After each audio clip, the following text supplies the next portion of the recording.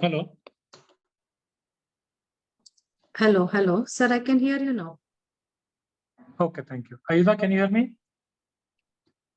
Yes, I can hear you. Okay. Okay, good morning to all of you.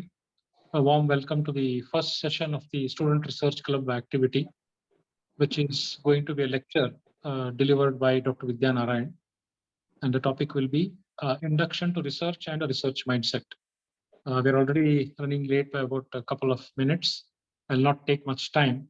I will ask Ayudha to start the session by a prayer, and after that introduce Dr. Vidya and invite her to start the session. Over to you, Ayudha.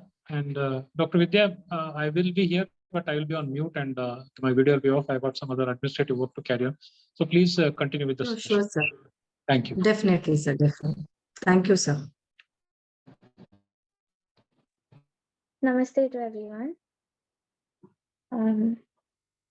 This is a small mantra of Dhanvantari from the Bhagavatam. So I will be reciting it now. Kshirodamatanodbhutam divyagandhanulepinam sudhakalashahastam tam vande dhanvantarim harim sharire jarjari bhute व्याधिग्रस्ते कलेवरे औषधं जानवीतोऽयं वैद्यो नारायणो हरिः अयं मे हस्तो भगवान् अयं मे भगवत्तरः अयं मे विश्वभेषजोऽयं शिवाभिमर्षणः अच्युतानन्त गोविन्द विष्णु नारायणामृत रोगान् मे नाशय शेषान् आशु धन्वन्तरे हरे. Thank you.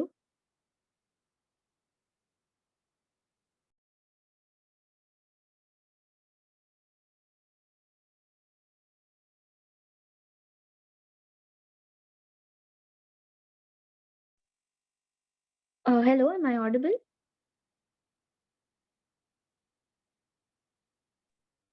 Yes, ma'am. Okay, so without further ado, I would like to introduce today's speaker, that is Dr. Vidya Narayan, and give a brief introduction about her. I feel a lot of pleasure to introduce such an eminent personality who is amongst us and is sparing her time to share her valuable knowledge with us. Dr. Vidya Narayan was born on 5th February 1981, and she is a resident of Mysuru, and she's also multilinguistic.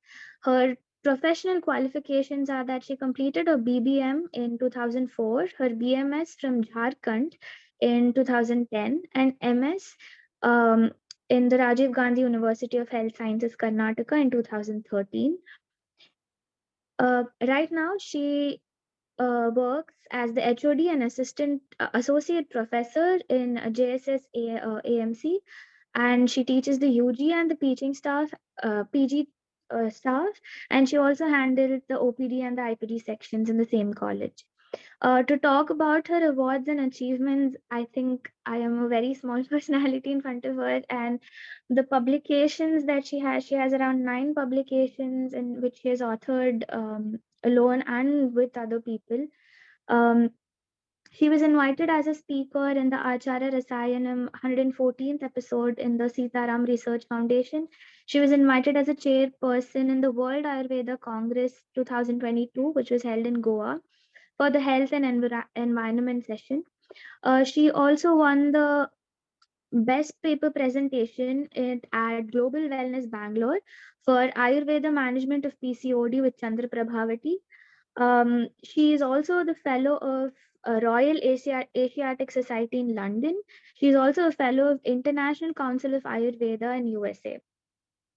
To talk about few of her publications, She has written on efficacy of Chandra Prabhavati in PCOD, Ayurvedic management of unexplained infertility, um, understanding nidanas of PCOD, management of Stree Vandyatva to ovulatory factor, and many more. She has been a part of more than 30 plus seminars and conferences and CMEs and workshops. The most recent one being the World Ayurveda International Congress, which was held in December 2022. She was also a part of sensitization program for sustainable maintenance of Namaste portal. Um, uh, I could just go on, and there is so much to know about ma'am. And hopefully, as we have more sessions with her, we will also learn more about her and make use of all the knowledge that she has to share with us. She has also, gotten 3 research grants and submitted these research grants as well. And I think we are really privileged to get to learn from her and also hopefully contribute in the field of research. Thank you so much, ma'am. And I'm really sorry if I know I missed upon a lot of things, but without further ado, handing over the session to you.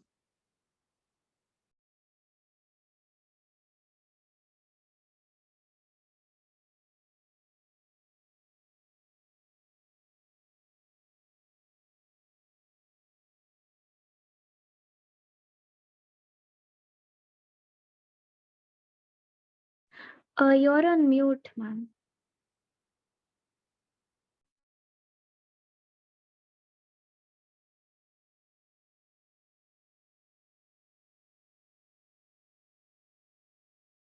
You're still on mute. Now, am I audible? Yeah, yes, ma'am. Okay, okay. Very good morning to one and all. Thank you, Ayodha. That was quite an elaborate introduction about me, though I wanted to keep it more short and sweet. Um, Dear students, I know that you all are from different colleges today here to know and learn about the research methodology. The first workshop, or rather, this is the first induction presentation, I would like to say, which is being hosted today, just to tell you all or give you an idea about the induction to the research and the research methodology as per Ayurveda. Let me share my screen.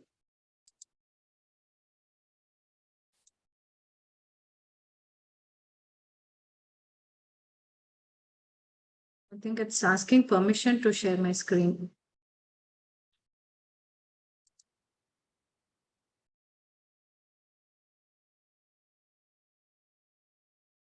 Ayuda?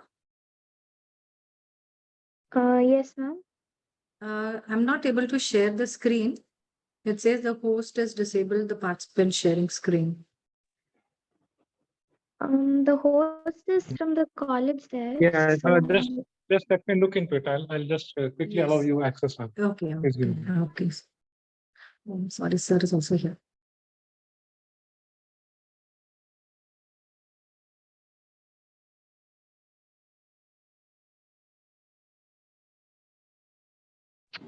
Madam, try now.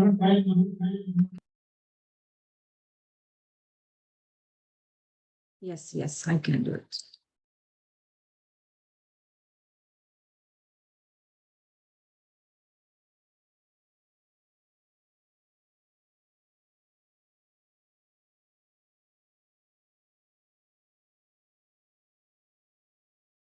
Okay, good now. yes, ma'am.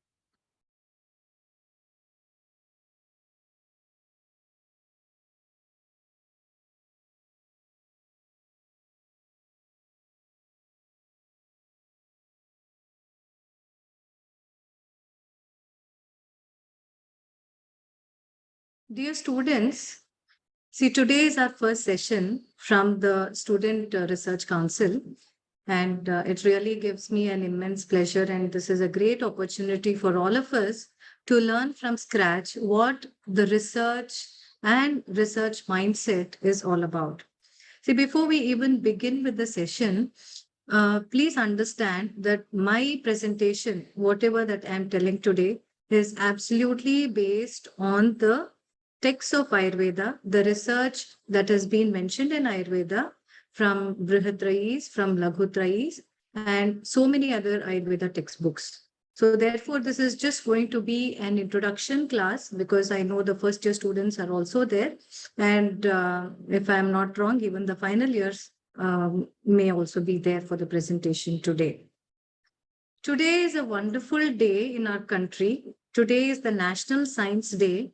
We are celebrating in the country. What a day to start the induction to research and research mindset. Today is the day that Sir C.V. Raman had recognized, his efforts of the scattering of light, or it's called as the Raman effect, was recognized, and he was awarded the prize. He was the only person till date to be been awarded the Nobel Prize because of his research mindset, for his focus, and for his uninterrupted effort for seeking knowledge and for also interpreting the same knowledge to the entire world. Okay, let's start with that small note. Okay. See, Vedic research insights, according to the four Vedas, I want to start the research insight from the Veda Kala because Ayurveda is the part of Atharva Veda. Therefore, there are four Vedas, the Rig Veda, Yajur Veda, the Sama Veda, and Atharva Veda. So how the knowledge of the Vedas have been passed on orally for thousands of years, you all know it has been passed on orally for thousands of years. And the knowledge of Veda has, the knowledge in almost every field, I can say. It has the knowledge in philosophy, it has the knowledge in spirituality, when it comes to mathematics, the astronomy, medicines, when it comes to the Vastu Shastra, so many, I can keep on going. Okay. Therefore, Vedas have been passed on orally for thousands of years. But for us to understand the research or whatever that has been said in the Vedas, we cannot understand just by reading the texts because our knowledge or our interpretation and our understanding capacity is very minimal. Some of the examples of research that have been inspired by the Vedas include the Ayurveda, the Vedic mathematics, which is now becoming, very popular, the environmental science, the philosophy, and so many other things, that is coming from the Vedas. So overall, the Vedas always continue to inspire and also influence the research in many aspects. And also it is relevant even to this date.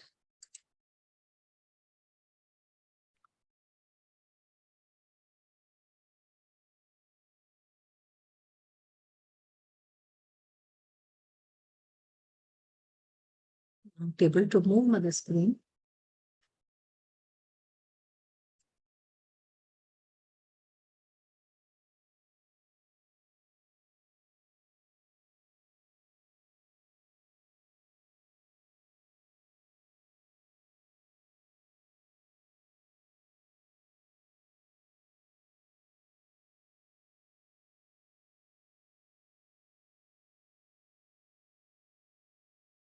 Okay. See, before I tell you about the true research mindset, how a person should actually have this research mindset, as I told you, my presentation starts from the story of the Vedas. So this is a story of a boy named Nachiketa. So the story goes like this, and this story is the story taken from Kathopanishad, and it is one of the important philosophical textbooks which is available even today of the Hindu philosophy. So according to this story, this boy, Nachiketa, was a very young boy. And he was so much interested, he was deeply interested in understanding the nature of the universe. he wanted to know what is universe and entirely from birth and even after death. So what happens from a very young age, he had this inquisitiveness to understand. So one day when his father was actually performing a ritual, he was giving, when the Agni, everybody gives a lot of offerings to the Agni, when the ritual is performed. And likewise, when his father was performing the ritual, he had promised, to the Agni or for the offering that he will give away all his possessions. So, knowing this, initially, his father, Nachiketa's father, was only giving away all his useless and old things, old possessions, and all this. And when Nachiketa was seeing his father doing this made him very curious. He went to him and he said, "See, I also belong to you. Whom will you give me?" Hearing this, his father was busy giving the offerings to the Agni, and in anger, he replied that I'm going to give you to the Yama, the god of death. So Nachiketa, as a young boy, he took his father's words very seriously and he decided to seek out Yama because he wanted to learn from him the nature of life and even life after death. So Nachiketa travels a long distance, till he reaches Yama, the board of Yama. For 3 days, he reaches, and for 3 days, he waits for Yama to come. He waits in the door of Yama. There's nobody to receive him, and he's waiting for 3 days. When Yama returned, he is so much impressed by this young boy's patience, by this young boy's determination, that Yama offers to grant him 3 wishes. So this is how the story begins. Anyhow, the first wish, the second and the third wish, the story goes on. Finally, Nachiketa, he learns what he actually visioned for. He wanted to know what happens to the life after one dies or life after death. So therefore, while learning all this, Yama even started explaining him the concept of the Atma, the Atman or the individual soul. He even explains him about the Brahman. Brahman is the entire universe. And he even continues to explain about the physical body, the relationship between the Loka, the Loka and the Brahman.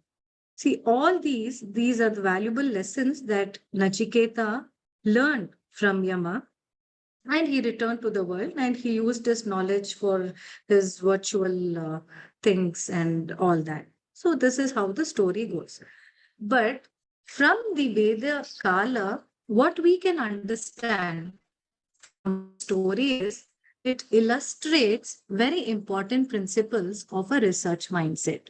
First, the patience.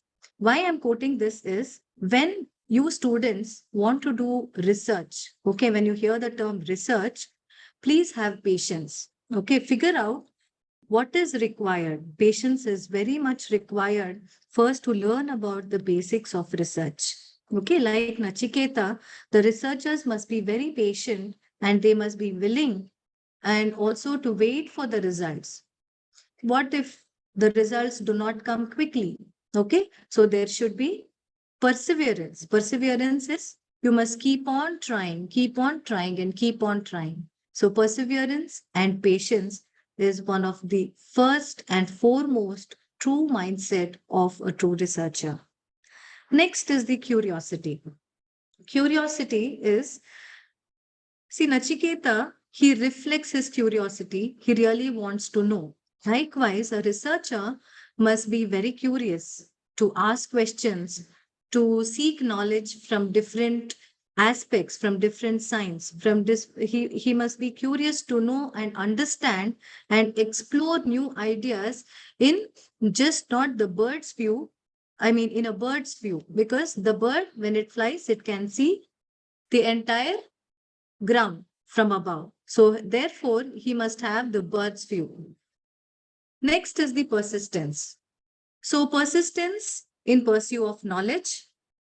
So when the person faces a lot of challenges while doing research, the researcher must be very persistent of attaining new knowledge and also face the difficult problems and continue to search for answers until the proper answer or the right answer is got.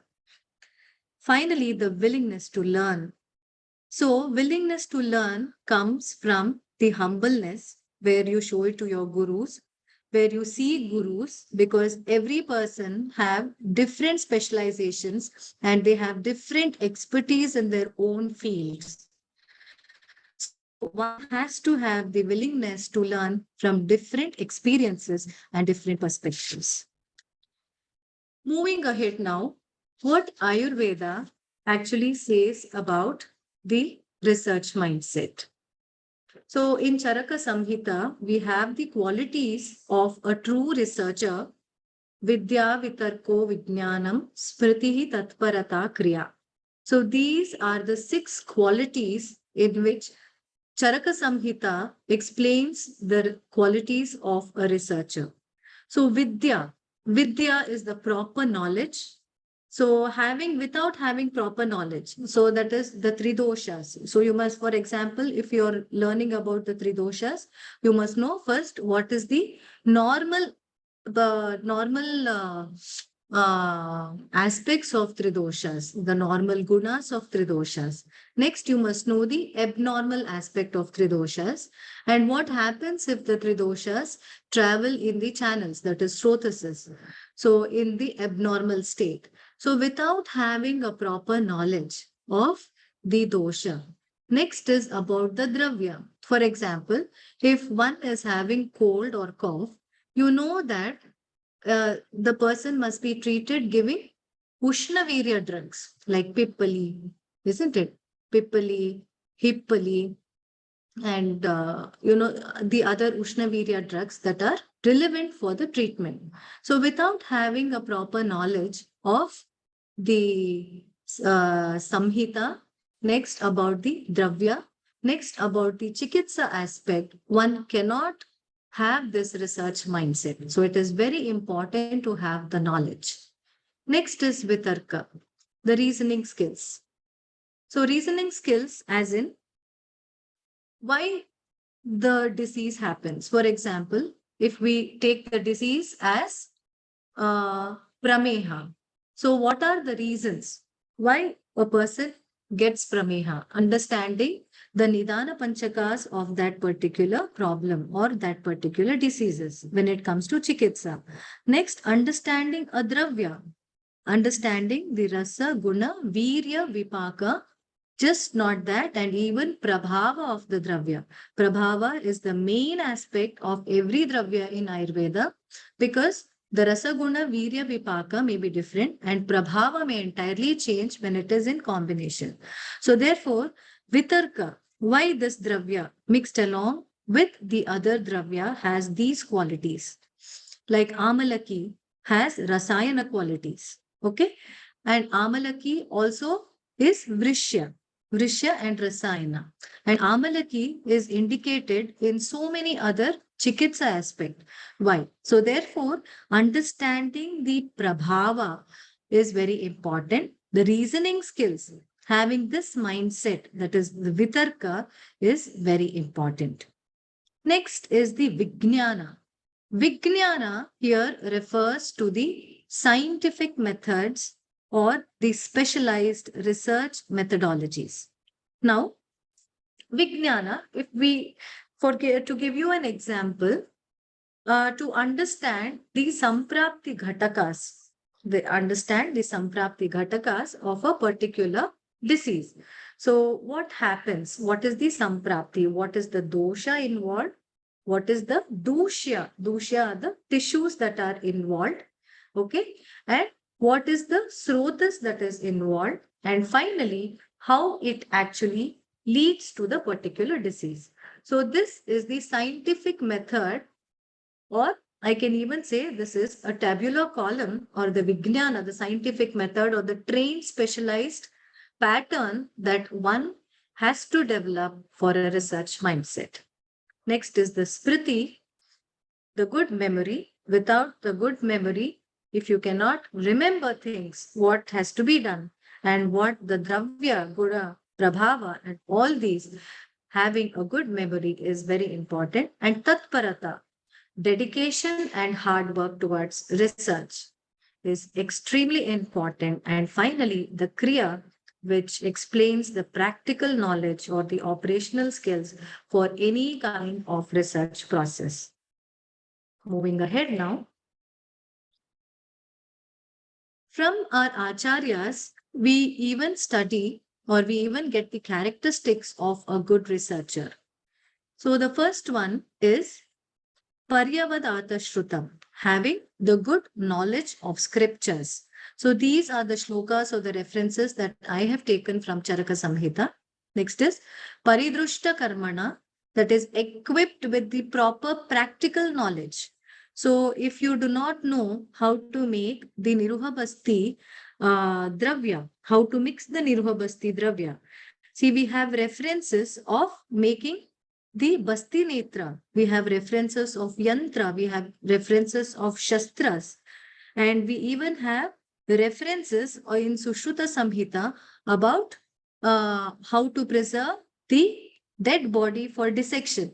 So until and unless you are equipped with the practical knowledge, Paridushta Karmana, with the practical knowledge, until and unless you are seeing, the first year you see dissection. So until and unless you are equipped with seeing, then you will it's very difficult for you to go as a researcher. Next is Daksha. Daksha is being wise. Wise is understanding a particular problem in different ways. Daksha Dakshinam. So you must be wise and skillful to understand a particular problem in different angles, in different kinds of aspects. Next is the Shuchi. Shuchi is cleanliness. Cleanliness not only physically, but also organizing. Organizing is very, very important. Having, you will later study in the research protocol, there is a time frame for everything. So Shuchi here, the cleanliness, the personal cleanliness, the mental cleanliness, and organization. So this is Shuchi. And Jitahasta. Jitahasta is having expertise in all procedures. So if if you want to learn something in your first year, if you want to learn something, if you want to take a drop of blood and examine under the microscope, so you must be expertise in pricking. So if you're not able to prick, then that is not Jitahasta. So expertise in the procedures or even mounting a slide. Okay, mounting a slide is expertise. So Jitahasta, one has to have this quality before you become a good researcher. Next is Upakaranavanta. Upakaranavanta is well equipped with instruments, well equipped infrastructure, well equipped.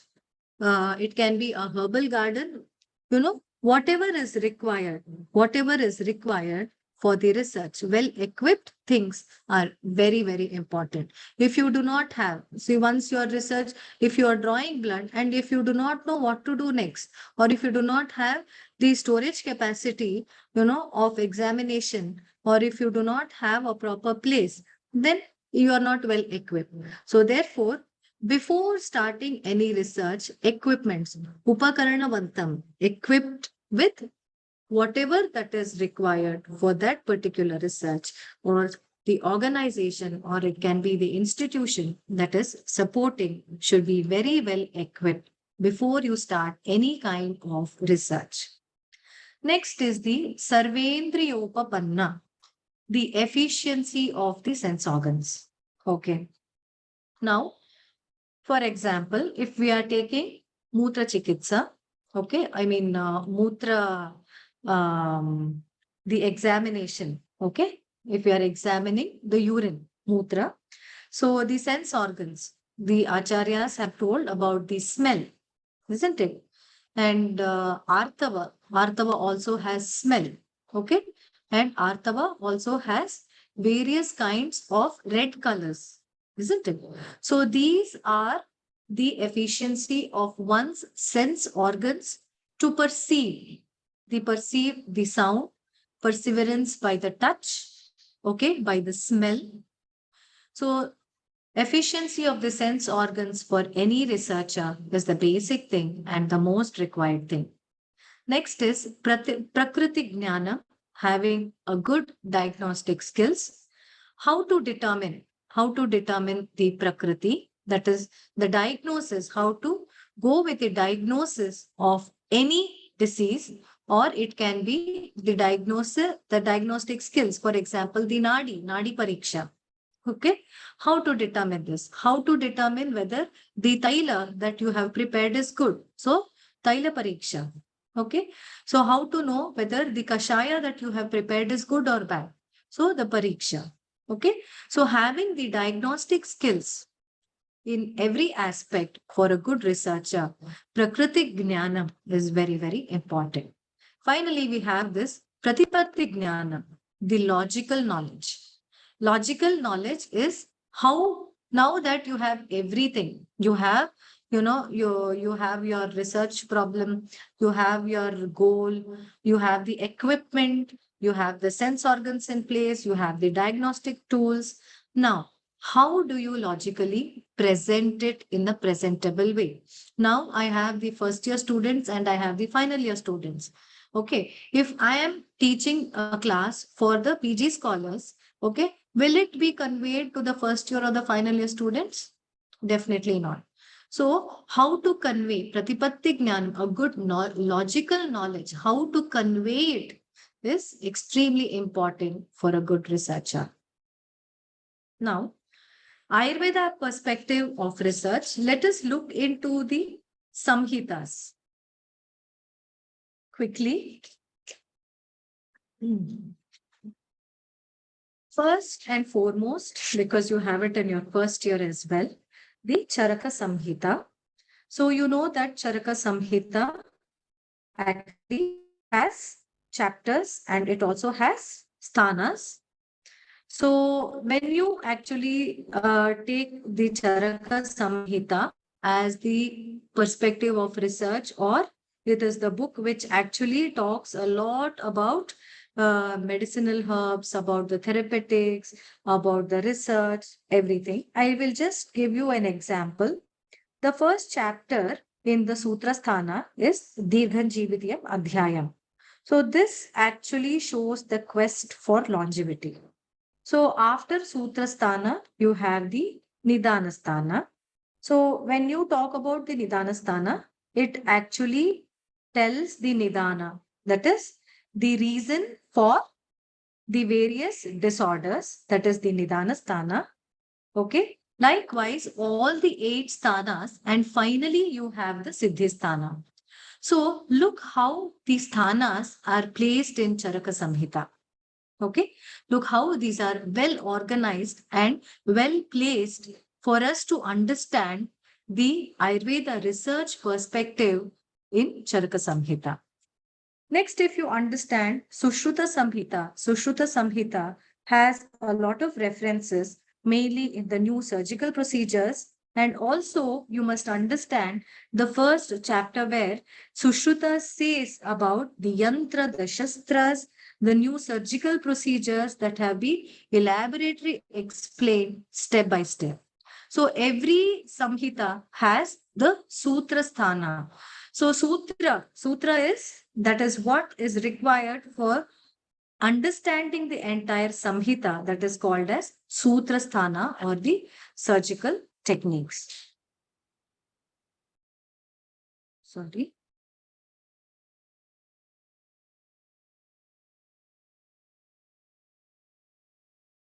Next, we have the Ashtanga Hridaya. Here, the Ashtanga Hridaya is the consolidation of Vridha Vagbhata as well as the present Ashtanga Hridaya Vagbhatakara. So when you compare both the text, you will see the updated version of Ashtanga Sangraha to Ashtanga Hridaya. So can you not understand the perspective of our acharyas who have risen from Charaka Samhita, who explains the therapeutical aspect, Sushruta Samhita explaining the surgical aspect, Ashtanga Sangraha, the updated version to the present day. Okay, they have even explained about the various dravyas, the various drugs that are available in different lands, the forms of land, isn't it? In Himalaya, okay, we have different forms of land, the desert land, isn't it? We have different forms of land where it is connected near the Samudra, isn't it? So these things have been updated in the Ashtanga Hridaya. Next, if we are taking Bhava Prakasha, see here we have references on the research studies on medicinal plants. For example, a new drug which is not mentioned called as Madhusnuhi and Ahifena. And also we can get new references of the diseases as such as Firanga. So you can see this upgradation. So research in Ayurveda from Samhita Kala has been upgraded from Charaka Samhita. It has been upgraded even to the Laghutrayas. Okay. Next giving an example of Sharangadhara Samhita. So Sharangadhara Samhita also has been given an elaborate explanation about Nadi Pariksha from during the periods. And Panchavida Kashaya Kalpanas, you can actually see, and Upakalpanas. This has been elaborately explained in Sharangadhara Samhita. The Bhava Prakasha, okay, again has explained about Madhusnuhi, Ahifena, the diseases that prevail during the Bhava Prakasha's time. And when you take the Madhava Nidana, he has very beautifully explained the concept of samprapti of various diseases, and which is even to this day, which it is the diagnosis tool which is used for the diagnosis of various diseases. Giving few more examples like Yoga Ratnakara, then we have the commentaries such as Basavarajiyam. You read all this in your Padartha Vigyana in your first year. But look at the transformation from Charaka Samhita to Madhava Charya's Nidana, Madhava Nidana, to Yoga Ratnakara, to Basavarajiyam. These are the new clinical methods that have been updated. How Ayurveda has transformed from the Samhita Kala to the commentaries, okay, to the Granthas. Finally, we even have committees that eventually evolve, like CCARS, the CCAR, that is Central Council of Ayurvedic Research, which got established from the Charaka Kala to the establishment of the registered CCRAS, which is the body governing for the research activities in Ayurveda. I'm not able to move the slide if I switch on the video. I'll just keep it off.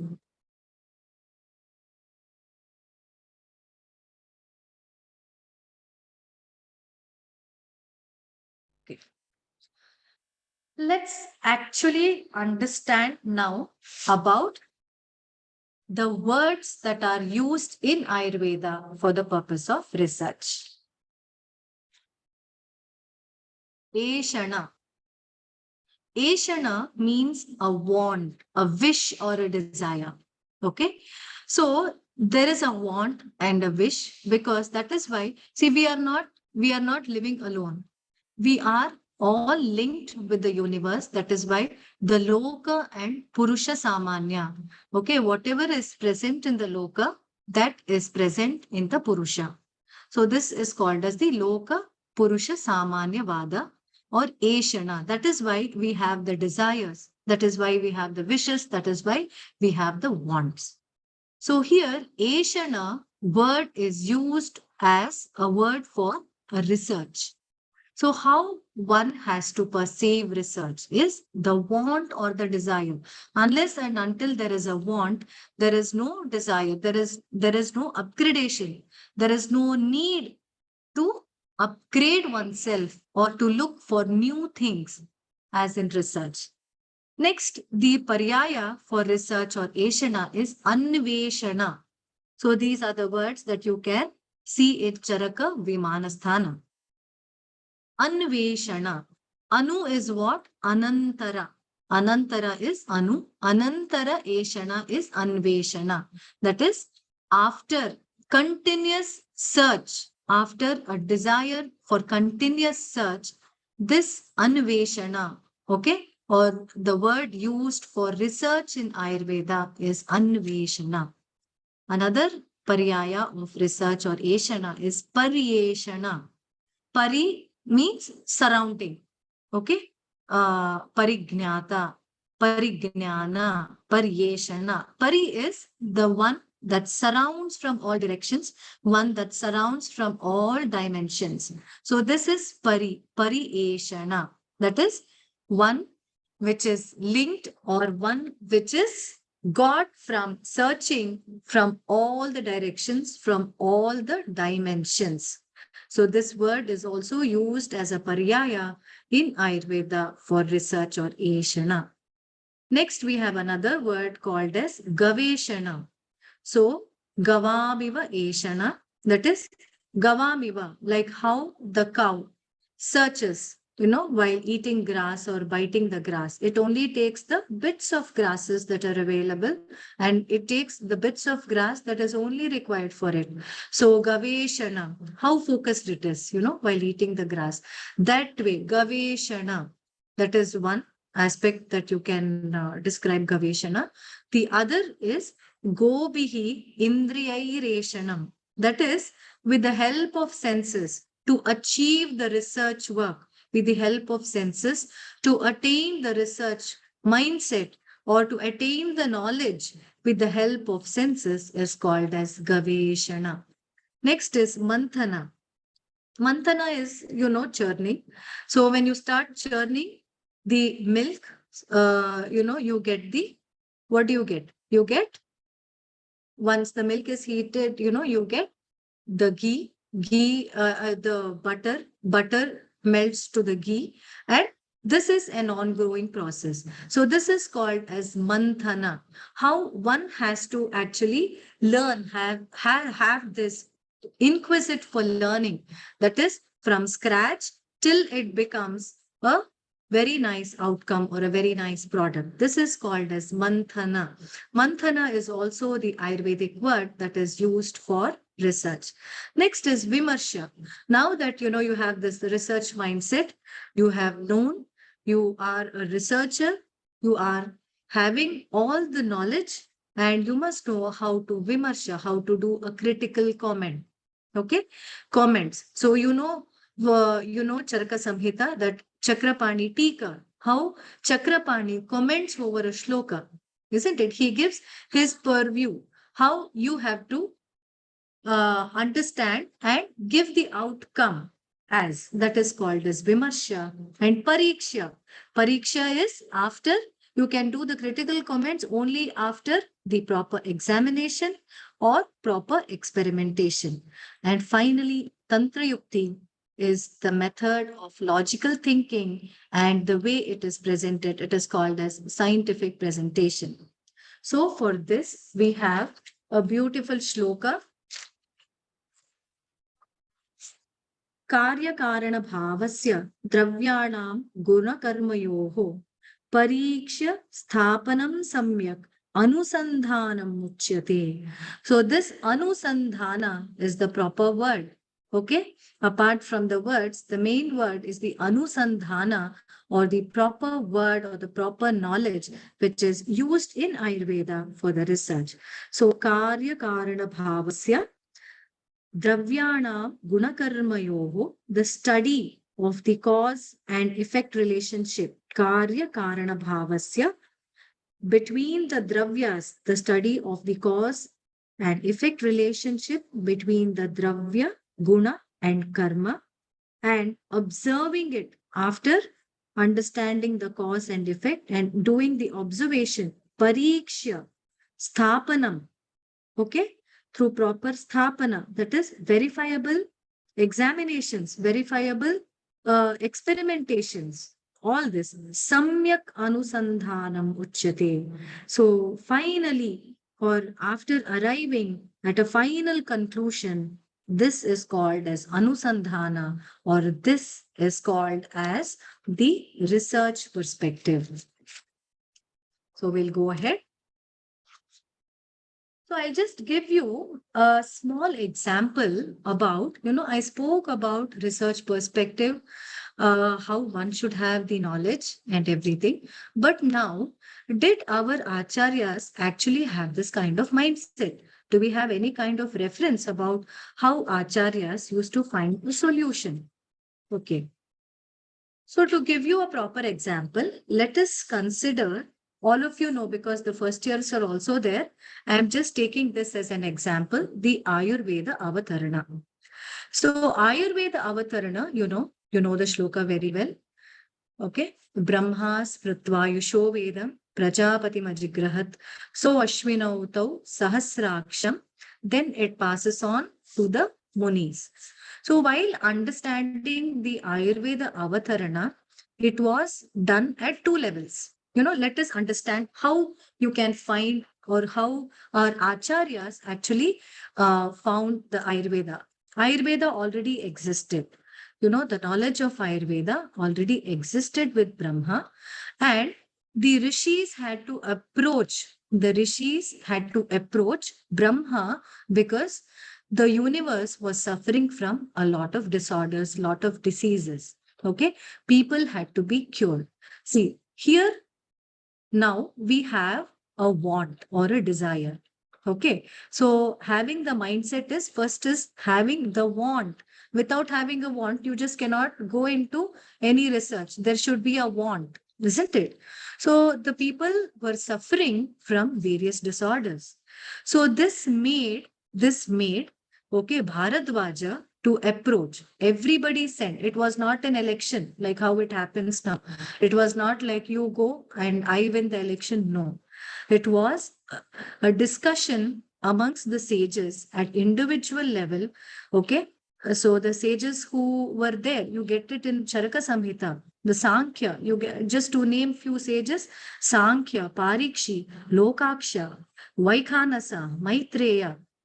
See, all these sages who took part in the discussion, they all represent a specific quality here. So, Sankhya, for example, Sankhya Muni or Sankhya sage, he had excellent knowledge. Okay, Parikshi was well versed with the examination skills. Lokaksha had multiple visions. That is why they got their names as Lokaksha. He had multiple visions, how to analyze a problem in multiple ways. Vaikhanasa was self-discipline. Unless you have the discipline, yes, you must finish this much work in today's research. Okay, he was self-disciplined. Maitreya was so friendly. He had this friendly attitude. So when all the sages, they selected Bharadwaja, isn't it? So they selected Bharadwaja to go to Brahma. And there again, when there was a need to find a solution to the present diseases that were prevailing then finally one sage who approached Brahma, okay, approached Brahma, he approaches Indra rather. Okay, but how Indra got this knowledge? Okay, now that Indra is also seeing what is happening, there is a want. Okay, there is a want that Indra has to learn this science because he has to give this science or transform this science to the sages. So finally, we have this avatarana. Okay, Brahma recalls Ayurveda. Okay, recalls it. Brahma Smritvayusho Vedam. Ayurveda was existing long back. Brahma Smritva, he remembered the Ayurveda and he transformed it to Prajapati. The transformation to Prajapati. Then from Prajapati, it went or it was communicated to Ashwinav. Ashwinav Devabhishara. Okay, so at the Devata level, okay, it was finally given to the Ashwini Kumaras from Indra, from Ashwini Kumaras to Indra. Okay, so here, this is how the Ayurveda Avatarana was done. And after Indra, it was passed on to Atreya. So Atreya, okay, then we have Agnivesha. So it was earlier called, when his 6 disciples were taught Agnivesha Tantra. You know all this. Charaka Samhita was earlier called as Agnivesha Tantra. Look the transformation. Look how it was arranged. Brahma just recollected. It was transformed to Prajapati. Ashwini Kumaras called as Deva Bishaja. They also learned. They even operated. They got back, they solved, they resolved so many health problems related to the Devatas, and it was passed on to the Indra. So look how systematically the Ayurveda Avatarana from Brahma to the present day Charaka Samhita we have has been organized. So this organization, the way it has been organized, we have reference from Ayurveda Avatarana to Charaka Samhita, the present day Charaka Samhita, how the the research mindset was there. So we have Dhyana Chakshu, that is Dhyana here is dedication, or the focus is called as Dhyana Chakshu, and Jnana Chakshu, that is quest to have knowledge. Without these two, dedication and want, without a dedication and want, one cannot find a solution and one cannot have a research perspective. So the sages who had participated, like I told you, had different kinds of qualities. With all these qualities, only the research or the present Charaka Samhita or Sushruta Samhita or whichever Samhita that you take has been systematically organized. Do we need more examples for research in Ayurveda? Okay, a little more insight of the protocols and the guidelines. Okay, you may say, ma'am, we are still in first year. Okay, we do not know anything. We just read Sutrasthana. The final years may say, ma'am, we know everything, but we do not know the guidelines. But somewhere I have to balance these two batches. So I will take Charaka Samhita because today is an induction class. I'm just going to take Charaka Samhita only. Let us understand Charaka Samhita from the sthanas: Sutra, Nidana, Vimana, Sharira, Indriya, Chikitsa, Kalpa, and Siddhisthana. Amongst this, I would like to today tell you about Vimanasthana. Vimanasthana has all the protocols that are required for research methodology. So the present research methodology, which is there, I will just give you an example of Vimanasthana. See, research is to revalidate, it is to represent to the present world in the present languages what is called as research. Now, taking the Vimana, there are 8 chapters in Vimanasthana which describe elaborately about the research methodology. First adhyaya in Vimana is Rasa Vimana. Here we have Ashta Ahara Vishesha Ayatanani. So Ashta Ahara, we have Shad Rasas. So how do you think that these names have come? Okay, Shad Rasa, Ashta Ahara Vishesha Ayatana. Okay, look at the classification that our acharyas had already made. So you think that acharyas can make it without the research mindset? Definitely no, isn't it? Next is Trividha Kukshiya Vimana. So here in Trividha Kukshiya Vimana, we have the dietary regulations, that is the Satmya Ahara, the Asatmya Ahara, the Viruddha Ahara, about the concept of Ama that has been explained in Trividha Kukshiya Vimana. So unless and until our acharyas know what is Satmya, so can you have milk along with the curds? No. Can you heat the honey and have? No. So what is Satmya? What is Asatmya? What is Viruddhahara? So without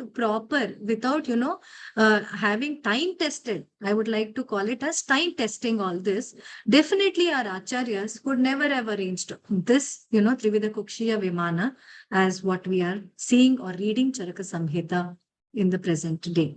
Next, the 3rd chapter is Janapato Dhvamsaniya Vimana. So here, Charaka actually explains about the pandemic. okay, the pandemic or the epidemic diseases, how to manage. So in the present pandemic that we all came out from, thankfully, okay, this is the chapter which actually says about the social hygiene, the prevention of the epidemic, what are the steps that one has to take, the lifespan of a person. Okay, all these are explained in Janapado Dhamsaniya Adhyaya. Next, the fourth chapter is Trividha Roga Vishesha Vijnaniya Vimana. Okay, the fourth chapter actually deals with the pramana. So I'm sure the first years will be very happy.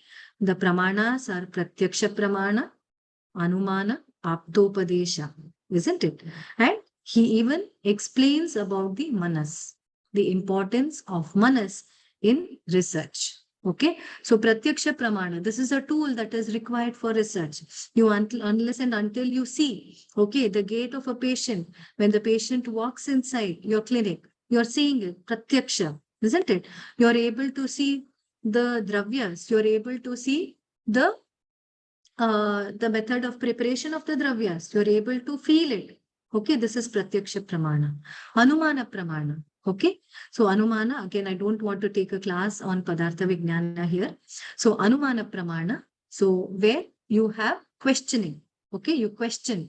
So we have lots of references where the students ask Atreya, Bhagavan Atreya, please tell us this. We have this doubt. So in every chapter in Charaka Samhita, okay, we have this. And this pramanas have been elaborately explained in Trividha Roga, Vishesha Vijnaniya and Aptopadesha.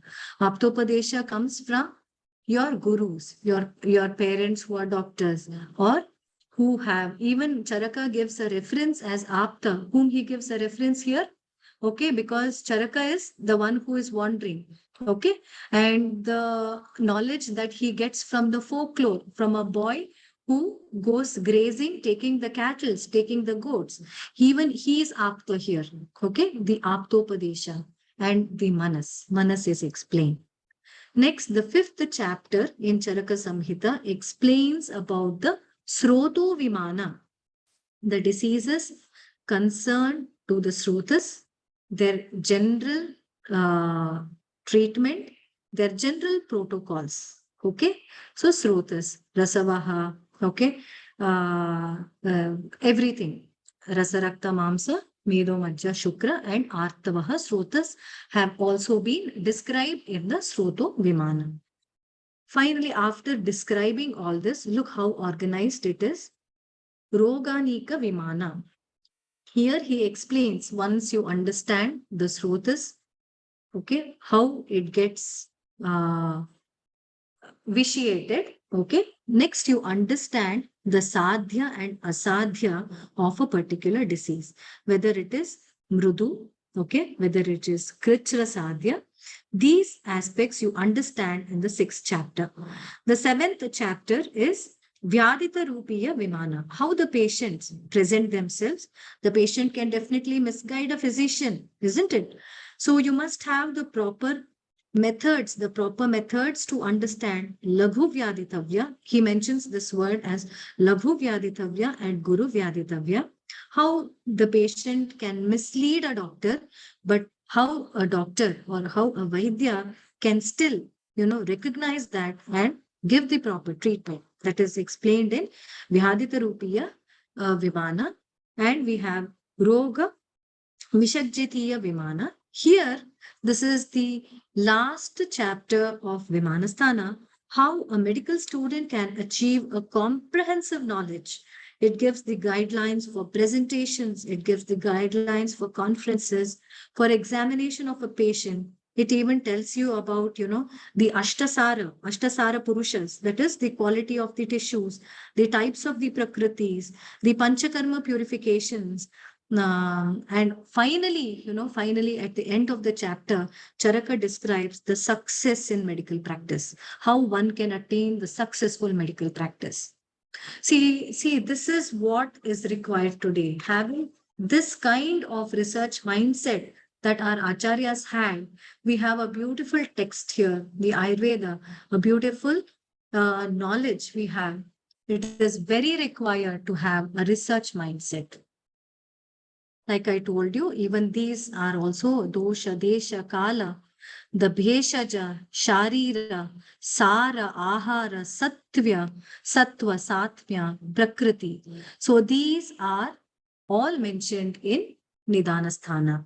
Finally, the Vimanasthana also says the measurement, it says the measurement or the knowledge unit, which is required to carry out research in every field.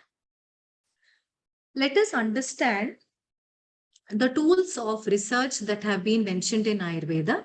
So you know the concept of Pramana. Ayurveda has its own research methodology, which we are even adopting to the present day, but we present it in the language of the present day. Okay. So we are revalidating and we are just representing it to the present day. So let us look into the Ayurveda research methodologies. The concept of Pramana. Okay, we have Pratyaksha Pramana, that is you perceive by senses, like I told you, Anumana, logical inference, Yukti. Okay, Yukti is thinking in different dimensions, and Aptopadesha. Okay, this is one of the research tool. The next research tool is Panchavayava, that is the Pratignya. Pratignya is the problem or the hypothesis. Pratignya is the concept of hypothesis. Okay. For example, I can tell you that Amalaki is Rasayaniya. This is your Pratignya. One more Pratignya is, you can take another Dravya. Yashti Madhu is Rasayaniya. Or Yashti Madhu belongs to the Madhura Gana Dravya. So this is your Pratignya Vachana. Okay. So these Panchavayavas are the concepts that are required to conduct research in different stages. Hetu is the reason. Okay. Drishtanta. See, all these aspects will be explained to you in later sessions, but today is just an induction program. So just listen to what I'm presenting as it is. Drishtanta, or giving examples and udaharana, upanaya, and finally nirgamana. Nirgamana is presentation. Okay. The next tool that is required is dravyataha. Dravyataha is quantitative examination. Dravyataha, gunataha, karmataha. Okay. So dravyataha is the quantitative examination. Okay. So if you take the rasa panchakas of a dravya, okay, madhura amla lavana, kadutikta kashaya, that is dravyataha. Okay. Gunataha is guru, laghu, okay, and what it is to be done after digestion, that is gunataha, qualitative.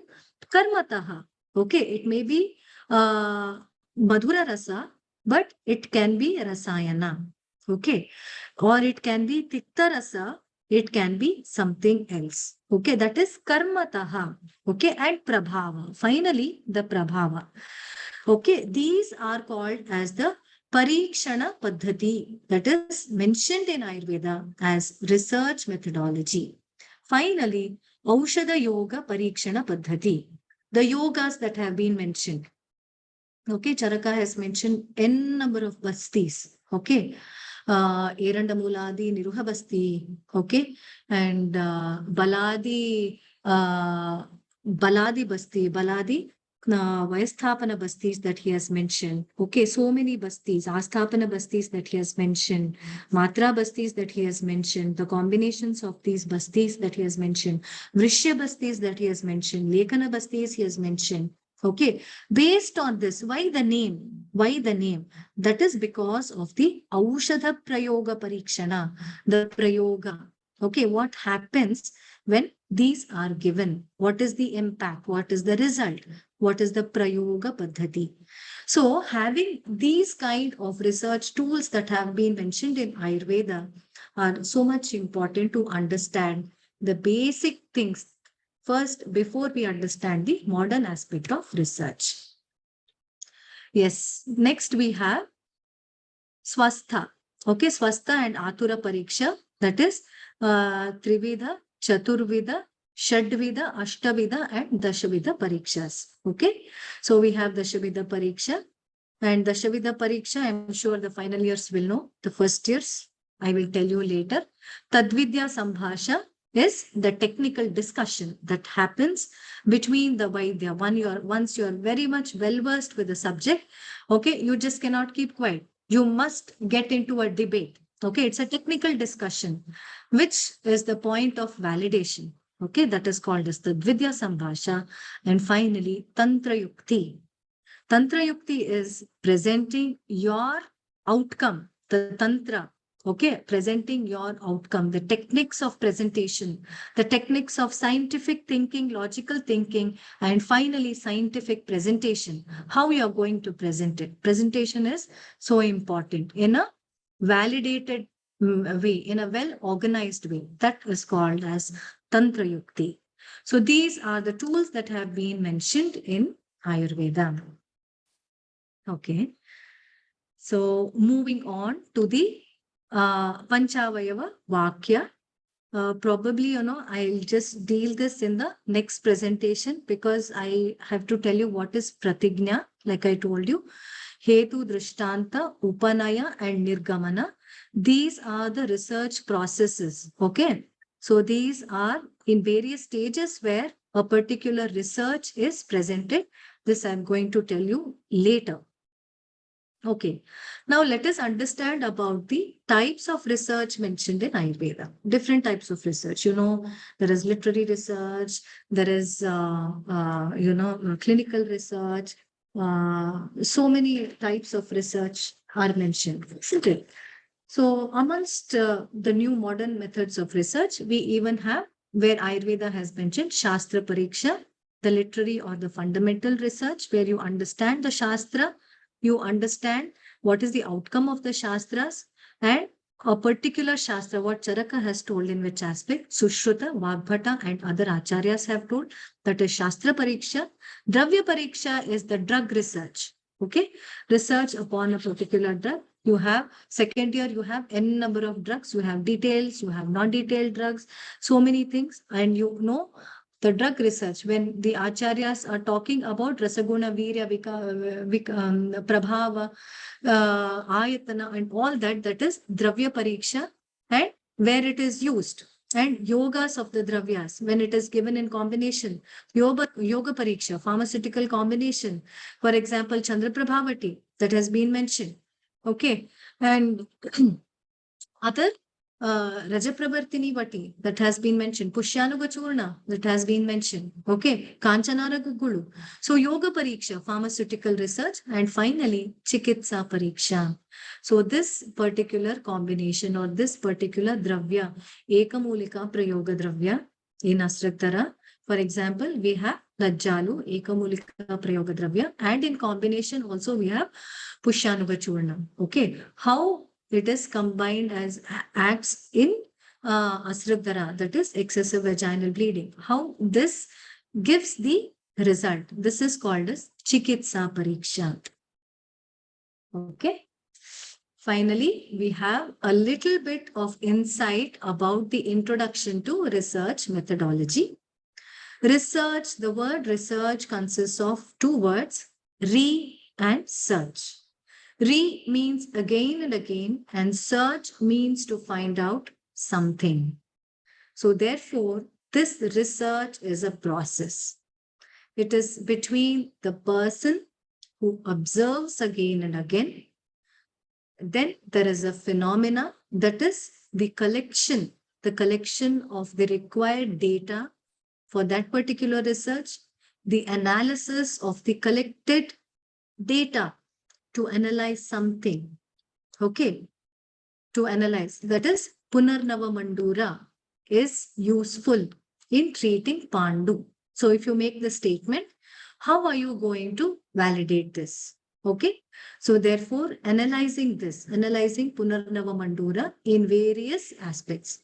Okay, analysis of the data, and finally your conclusion. Yes, Punarnava Mandura is the choice. Okay, it can be treated in Pandu. Okay, again, which kind of Pandu? Again, it is the analysis of data. Just giving you the example. So what research means is research means to examine. Research is the process of gathering information, data, evidence, and answers to a specific question, problem, or it can be a hypothesis. Research can be applied in any field. It can be applied in any field. Like I gave you the example of the Vedas. So even Vedic mathematics has research. Okay, that way. Even astronomy has research. Okay, even the planetary things has research that has been mentioned in the Vedas. So research is one that can be applied in any field, many fields.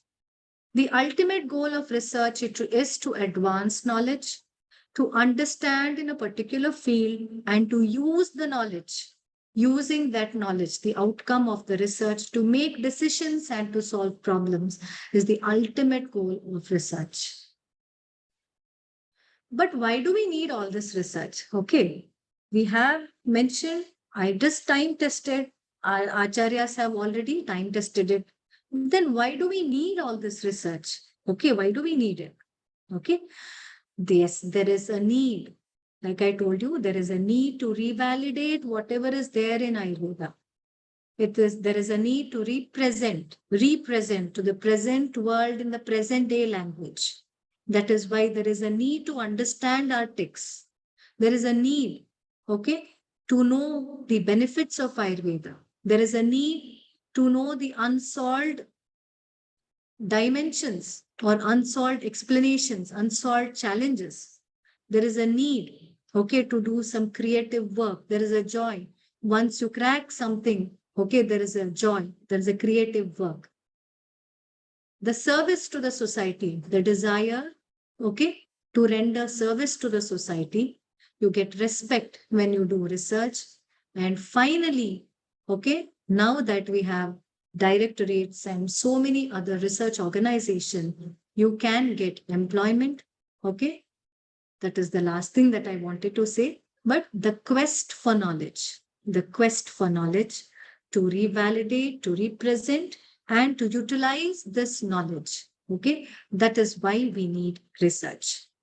Okay, so I hope the presentation was more like an induction program. I hope you people have now got the mindset, okay, why we need research.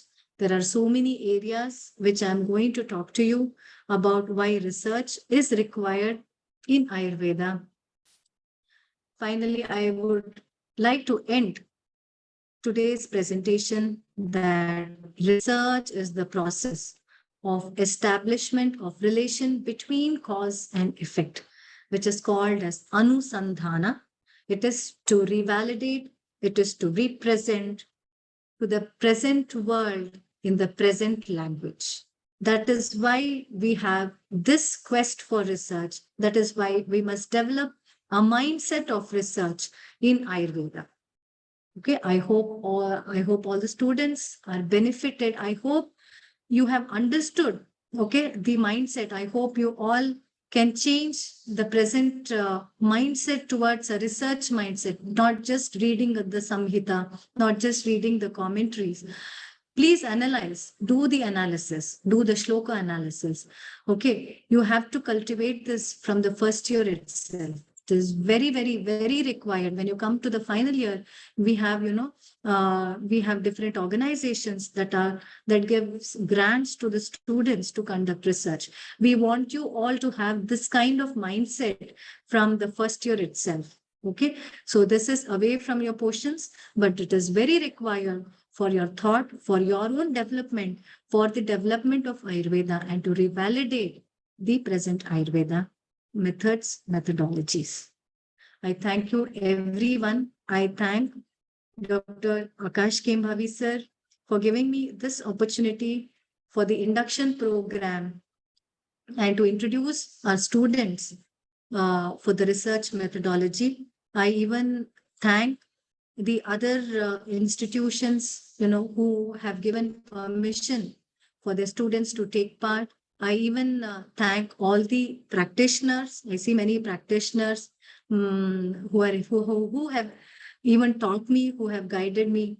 Okay. I thank one and all for giving this opportunity. And I hope today's workshop or today's induction program is like the foundation for the future research from the Global Council of Ayurveda. I thank Dr. Pratibha Shah, who has taken this initiative, to have this mindset in students from the first year itself.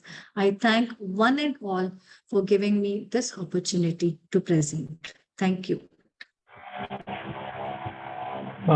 Thank you, Dr. Vidya, for the wonderful presentation. Thank you for covering the basic mindset which is required for the students. I hope I'm audible Yes, sir. Yes. to all of you. So, dear students, this was the first talk. I hope that it was very beneficial to you. It requires a different mindset. Research cannot be taught. Research has to be cultivated. Research has to be inborn. It has to be some kind of a passion that you have to learn to follow. And hopefully with these activities of the Student Research Club, we can inculcate those qualities in you. With this first induction lecture, you are officially inducted into the Student Research Club. I would like to thank Dr. Pratibha Shah for this initiative. Very soon, we are going to sign a memorandum of understanding so that other activities can be conducted. Dr. Kishore Patwardhan has also shown interest in joining today's event, and even Dr. Ahalya Sharma from GCAR to everyone. Yes, so they were all interested, and I would like to inform all the students that sitting within the confines of a very small area like Varur in Karnataka, the world is our playground. You can reach out to a lot of people, tap into the minds of actually talented, real people who are doing real work in the field of Ayurveda. And it is the responsibility of all of you to be the torch bearers, to carry this legacy forward, because the days are very, very bright ahead for you all. We have all struggled, and the way we have reached to the point that we are now has taken a lot of effort. But today, with all the support from the government, from the ministry, from the NCISM, and all the faculties, etc., there is a lot of scope, and you have to learn to tap into it. This was just the induction program. We have discussed, Dr. Vidya, that I will be conducting a closed here offline workshop for them, make them do. I have developed some worksheets, and I will share them with you. We have already taken their enrollment form where they have mentioned their why are they interested in becoming a member, because like you said, in the mindset, that curiosity, patience, and perseverance is very important. It is a lifelong commitment. It is not only till the end of BAMS, but it has to continue lifelong. So hopefully with this initiative, things can move ahead, and the whole aim is to try to replicate this model into as many colleges as possible, so that we have a platform where students start talking the language of research. So thank you once again, Dr. Vidya, for your wonderful presentation and your time, sparing your time to share your valuable knowledge with our students. Thank you, Ayuda, for the introduction and the chant, and for being a student coordinator. I also thank all the members and team of Global Council for Ayurveda Research for initiating this event, and especially Dr. Pratibha. So I think we will end this session, madam. If there are any questions, probably we'll try to post them in the group, or maybe we can have an email or a Google document. I will try to set up. Let me share my email then. Yes. You can share it with me, madam. I will share it in the group that I will create for them. So the students, if they have anything to say or any comments, so I will take a feedback from them. I have created a feedback form. So I will take a feedback, and so that documentation is very important. So we have we know what we have, and we can understand what their needs are. So thank you again, everyone, for joining, and we look forward to the next event. Thank you, one and all. Thank you.